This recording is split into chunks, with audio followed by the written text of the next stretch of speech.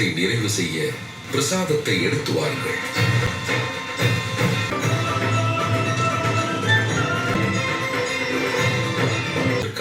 நன்றாக வேண்டிக் கொண்டு பிரசாதத்தை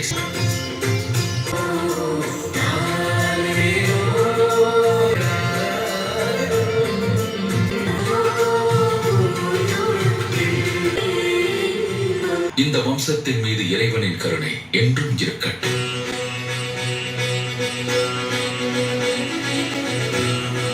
இறக்கப் போகும் குழந்தை ராமராஜ்யத்தை பெருமளவில் வளர்ச்சியடைய செய்யும்.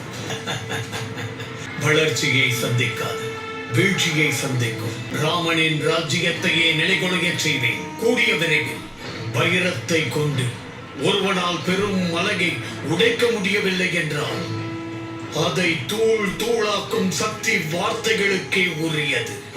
அனைவரின் உடைகளை துவைக்கும் சலவை தொழிலாளிகளின் உள்ளத்தில் என்னால் ஓர் ஆழ்ந்த கரை படிந்து விட்டது. அது மெல்ல மெல்ல பரவி இந்த முழு ராமராஜ்யத்திற்கும் களங்கத்தை உண்டாக்கும். தயாராகிவிட்டதா? இதை இன்னும் சிறிது நேரம் வேக வையுங்கள். இதை இன்னும் பொன்னிறமாக பொரித்திடுங்கள். கிஷ்கிந்தையில் மட்டுமல்ல, உலகில் எந்த மூலையிலும் இப்படி ஒரு விருந்தை வானர சேனைகள் சாப்பிட்டு இருக்க மாட்டார்கள். சற்று மெதுவாக பேசுங்கள். அனுமன் அவர்கள் காதில் விழுந்து விட போகிறது.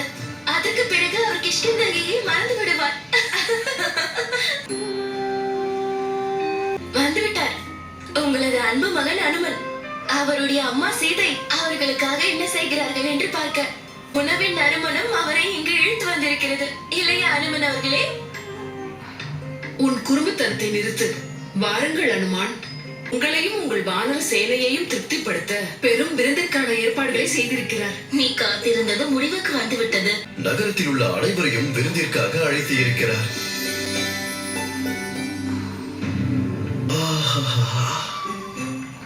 என்ன ஒரு மனம் இது! உணவை இப்பொழுதே சாப்பிட வேண்டும் போல் உள்ளது. இன்று அனைத்தும் சுவையாக இருக்கும். ஒரு பசியோடு இருப்பார்கள். அனுமான், அனுமான், ஏன் உன்னுடைய முகம் கவலையாக உள்ளது? அது வந்து சொல் அனுமான். ராமனின் சீதை இல்லாளே கிடையாது, புனிதமற்றவள். தாயே, இந்த கவலை நீங்கள் உங்கள் கையால் செய்த உணவை சீக்கிரம் சாப்பிடுவதற்காக. நான் அனைவருக்கும் தெரிவித்து விடுகிறேன். வானரர்கள் மிகவும் ஆவலாக இருக்கிறார்கள். இன்று இந்த அயோத்தியும் தெரிந்து கொள்ளும். என்னுடைய தாய் கொடுத்த வாக்கை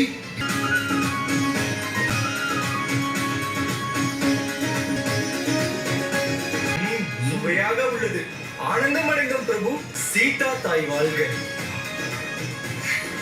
இந்த உணவை நமக்கு தந்தது சீதை அம்மா அல்ல, அந்த அன்னபூர்ணிக்காயே தந்திருக்கிறார்கள்.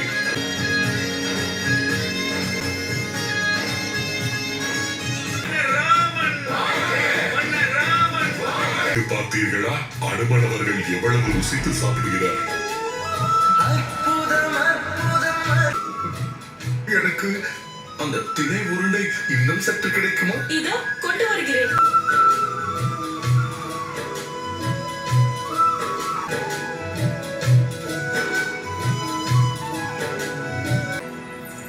என்ன செய்து கொண்டிருக்கிறார்? உருண்டை வரும் வரையில் இந்த லட்டை சாப்பிடுங்கள் அனுமன் அவர்களே. லட்டு மட்டுமல்ல, இன்னொரு இனிப்பு இருந்தது. அது மிகவும் ருசியாக இருந்தது. அது இன்னும் வேண்டும். கிடைக்குமா? சரி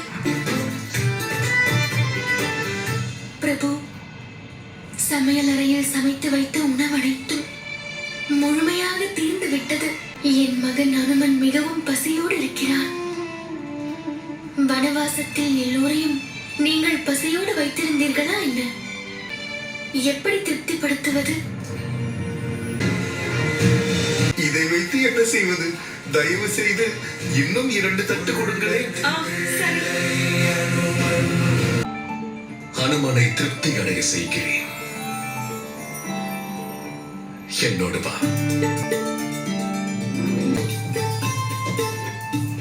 இதை உணவோடு சேர்த்து அவனுக்கு கொடு. விதையா? என்னை நம்பு.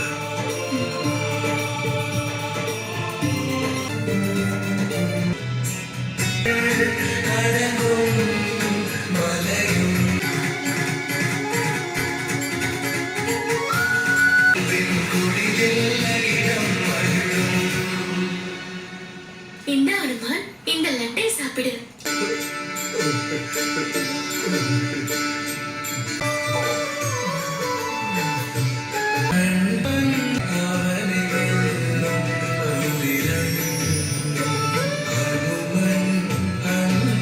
என் பசியை போக்கிய அன்னபூரணி தாய் தாங்கள் தானம்மா.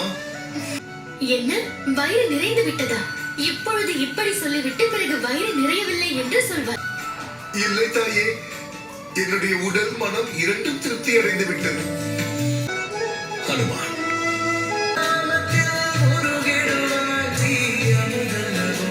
அது ஏனென்றால் அங்கு அனுமனுக்கு உண்டான பசி உடல் ரீதியானதல்ல, மன ரீதியான பசிதான். துளசி இலை திருமாலின் பிரசாதமாயிற்று.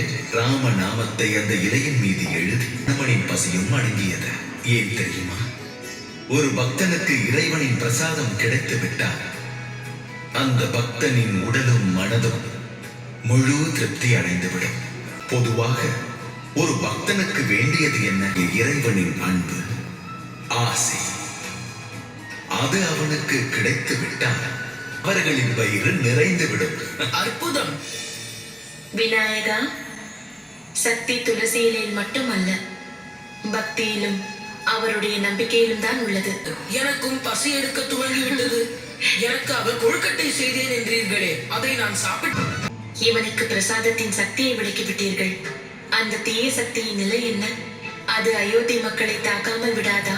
அது உயிரை அழித்துவிடும், இல்லை காக்க பயன்படும்.